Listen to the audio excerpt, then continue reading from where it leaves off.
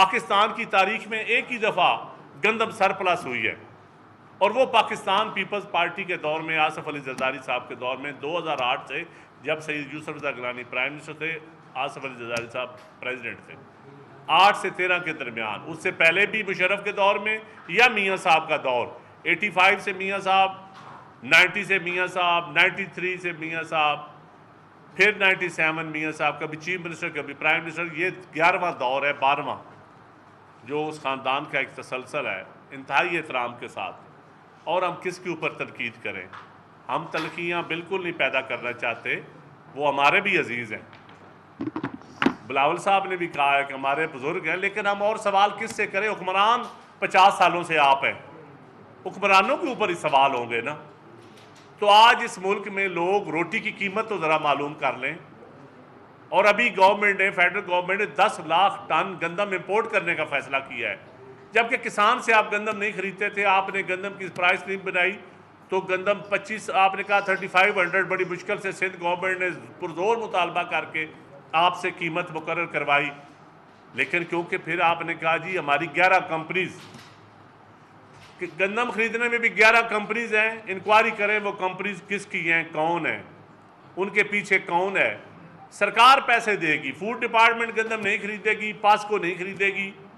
پاسکو تو بند کرنا ہے کیونکہ شہید ذوالفقار علی بھٹو کا منصوبہ تھا۔ حق روزگار، جو بلاول صاحب بار بار حق روزگار کہہ رہے ہیں نا، وہ ایویں نہیں کہہ رہے، بتا رہے ہیں کہ اس ملک سے حق روزگار لوگوں سے چھینا جا رہا ہے، خواہ وہ پرائیویٹ دوست ہوں، خواہ وہ میڈیا کے دوست ہوں، خواہ وہ سرکاری ملازم ہوں، ان سے حق روزگار بھی چھینا جا رہا ہے۔ تو پھر آپ نے وہ گندم امپورٹ کرنے کے ساتھ آپ نے 3500 مقرر کی، اس کے باوجود کس گندم شارٹیج تھی، پھر پولیس کے ذریعے آپ نے لی۔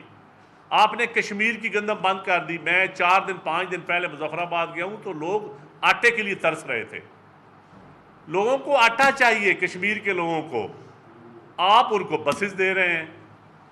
کوئی حرج نہیں ہے آپ بسز دیں، لیکن اس سے پہلے آپ نے ایک بسز بیچی بھی ہیں جی ٹی ایس کے نام پہ، گورنمنٹ ٹرانسپورٹ سروس کے نام پہ، اس کا حساب بھی ساتھ دیں، یا تسلیم کریں، معافی مانگیں کہ گورنمنٹ ٹرانسپورٹ سروس پورے پنجاب میں، پورے پاکستان میں چلتی تھی، وہ ہم نے بیچی کیوں، اس کی پراپرٹیز کس کو دی، اس کی لسٹیں نکالیں۔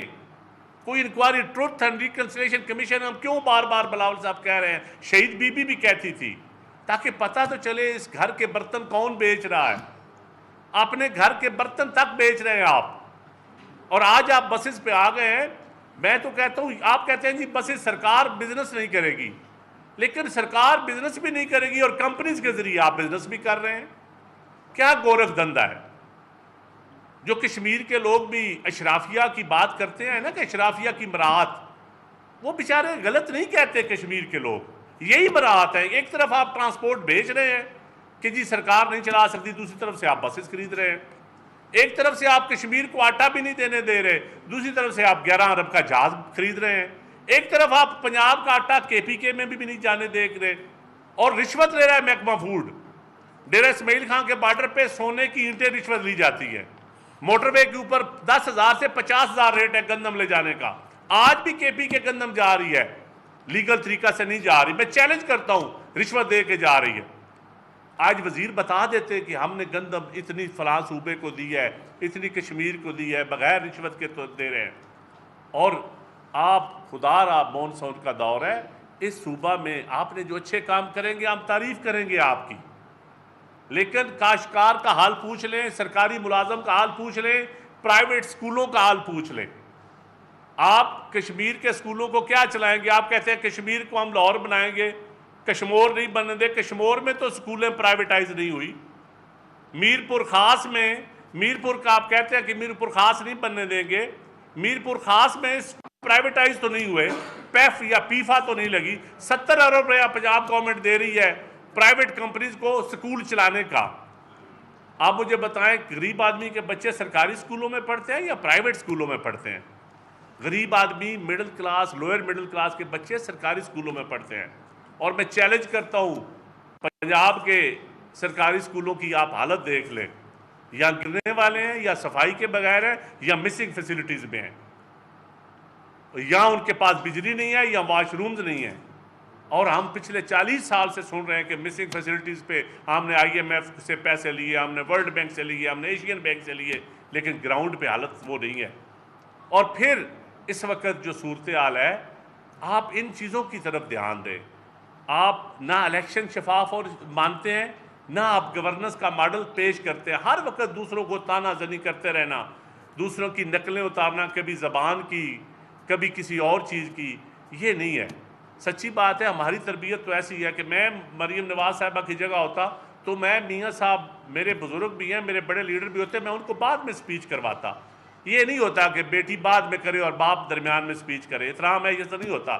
لیڈر بھی میاں صاحب بڑے، آپ اور کہتے ہیں لیڈر بھی ہیں، اور سپیچ بھی ان کی ایسے ہی کروا دی جسے ورکروں کی کروائی جاتی ہے ڈکٹیشن دے کے۔ تھوڑا سا دھیان بھی رکھے، لائٹر نوٹ میں ہم احترام کرتے ہیں۔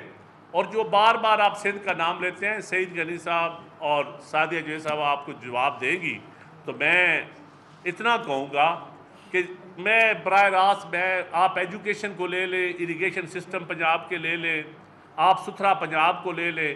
ستھرا پنجاب میں بھی 11 کمپنیز ہیں جو کام کر رہی ہیں، وہ کس کی ہیں؟ کس کس کو کروزنگ گاڑیاں دے رہے ہیں وہ؟ اور سیوریج کے اوپر بھی 11 کے 12 ٹوٹل کمپنیز کام کر رہی ہیں پنجاب میں۔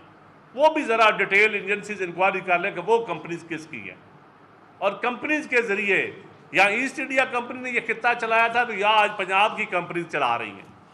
فرق یہ ہے، لیکن کب ہوگا صاحب، جو اشرافیہ کی لوگ بات کرتے ہیں نا، یقین جانیں وہ لوگ ٹھیک بات کرتے ہیں اور اسی وجوہات کی بنیاد پہ کرتے ہیں۔ تو میں سعید غنی صاحب کو کہوں گا کہ وہ اپنا تھوڑا سا ذائقہ لگائیں۔ بہت بہت شکریہ آپ کا۔ میں ریپیٹ نہیں کروں گا، جو باتیں چند صاحب نے کر لی ہیں۔ تھوڑا سا 2 لفظ میں کشمیر کے الیکشن پہ بات کر کے پھر آپ سے صوبہ سندھ کے حوالے سے بات کر لوں گا۔ دیکھیں، ایک تو ہمارے لیے بھی بڑی افسوس کی خبر ہے کہ ہمارے ایک 35 مختار یونس آج وہاں الیکشن کے دوران شہید ہوا ہے، اور اب تک کی جو اطلاعات ہیں کہ شاید PMLN کے جو کینڈیڈیٹ ہیں ان کی جانب سے فائرنگ ہوئی ہے، یا ان کے لوگوں کی جانب سے فائرنگ ہوئی ہے۔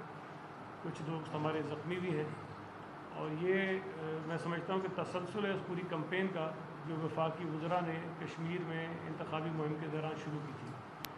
انہوں نے وہاں جس قسم کا ماحول بنانے کی کوشش کی، اس کا نتیجہ یہ نکل رہا ہے کہ آج وہاں پر گولیاں چل رہی ہیں اور ہمارے کارکن شہید ہو رہے ہیں اور ہمارے کارکن زخمی ہو رہے ہیں۔ مجھے افسوس سے کہنا پڑتا ہے کہ AJK کا جو الیکشن کمیشن ہے، اس کا رول ہمیں نظر نہیں آ رہا۔ انتخابات میں ٹھیک ہے، جماعتیں وعدے بھی کرتی ہیں، امیدوار بھی وعدے کرتے ہیں، لیکن چیف منسٹر صاحبہ، وفاقی وزیر جا کے جس طرح سے وہاں اعلانات کر رہے تھے، وہ شاید انتخابات کے دوران مناسب نہیں ہے۔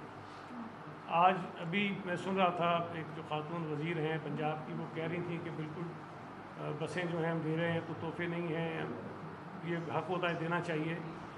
ہمیں بہت اچھا لگتا اگر یہ بسیں جو ہیں انتخابی مہم سے پہلے دے دی جاتی۔ بات کا عمل جو شروع ہوا ہے اس کے بعد یہ ڈرامے بازی نہ ہوتی تو زیادہ اچھا تھا۔ انتخابات کے دوران اپنے ساتھ 10 بسیں لے کر جانا اور یہ کہنا کہ میں آپ کو یہ 10 بسیں تحفے میں دے رہی ہوں، پھر وہ جو انہوں نے موبائل ہاسپٹلز کچھ بنائے ہیں اس کا اعلان کر دینا کہ میں آپ کو دے رہی ہوں، یہ تحفے ہیں، نہ تحفے ہیں، نہ لوگوں کے ساتھ ہمدردی ہے۔ یہ انتخابات پر اثر انداز ہونے کی گھونڈی ایک ترتیب تھی، ایک طریقہ تھا، جو میں سمجھتا ہوں کہ جو باشعور کشمیری ہیں ان کو اس طرح کے ڈرامے بازی کر کے ان کے ووٹ کو خریدنے کی کوشش کی گئی تھی، تو مجھے امید ہے کہ شاید اس پہ وہ ناکام ہوں گے۔ ایک جو تذکرہ کیا ابھی چند صاحب نے، کہ مجھے بھی بڑا افسوس ہوا کہ اور بہت